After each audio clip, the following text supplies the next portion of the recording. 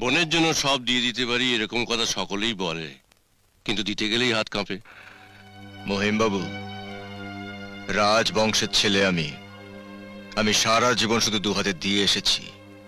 চান, আপনার কি চাওয়ার আছে চান বলুন। নিশিগঞ্জের মায়ের দিব্যি যা চাইবেন আজ আমি তাই দেব। আপনার বয়স অল্প রাজা বাবু, রক্ত গরম। আজকের দিনে যতই একমাত্র বোন হোক না কেন, বোনের বিয়েতে দাদা সবকিছু দিয়ে তো নিঃস্ব হতে পারে না।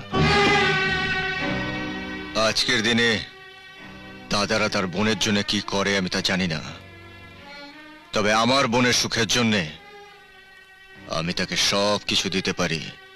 তাই নাকি? তা দিন, আপনার সমস্ত সম্পত্তি লিখে দিন। কি পারবেন তো রাজাবাবু?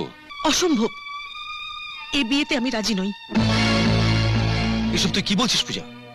বিয়ের তারিখ পর্যন্ত ঠিক হয়ে গেছে, এখন তুই বলছিস বিয়ে করবি না? হ্যাঁ, আমি ঠিকই বলছি। দাদাদের নিঃস্ব করে, পথের বিক্রি করে আমি এই শীতেতে সিঁদুর পড়তে চাই না দাদা। কিন্তু আমি তো তোর স্মৃতিতে সিঁদুর দেখার জন্যে সব কিছু করতে পারি। এই সম্পত্তি শুধু বড়দার নয়, মেজদা ছোটদা সকলের সমান অধিকার আছে। মহিম ঘোষালকে সমস্ত সম্পত্তি ভিক্ষে দেওয়ার আগে তুমি একবার ওদের মতামত নিয়েছো? একবার ওদের জিজ্ঞেস করে পাকা কথা দিয়েছো বড়দা? জিজ্ঞেস করব?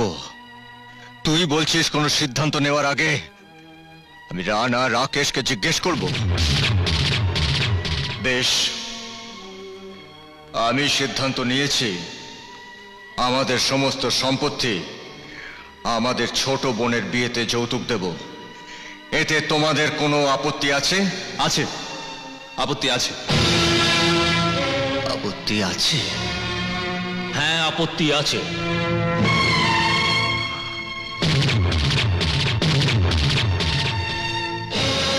কি বলছিস তোরা? ঠিকই বলছি। ওকে জিজ্ঞেস করো মোহনদা, যে ভাইরা ওর কথায় বিশ্বের পাত্র মুখে তুলতে পারে, তাদের মতামত চেয়ে তাদের অপমান করার অধিকার ওকে কে দিয়েছে? রানা, না দাদা, না, ওর নামে ডাকবেন আমাকে। ছোট থেকে বুকে করে মানুষ করার পর আজ প্রশ্ন করছো তোমার সিদ্ধান্তে আমাদের মত আছে কিনা?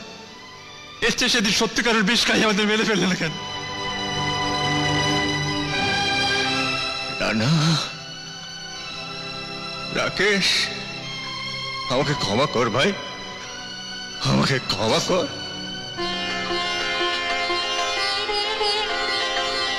দেখলি তো পূজা, আমি কোনো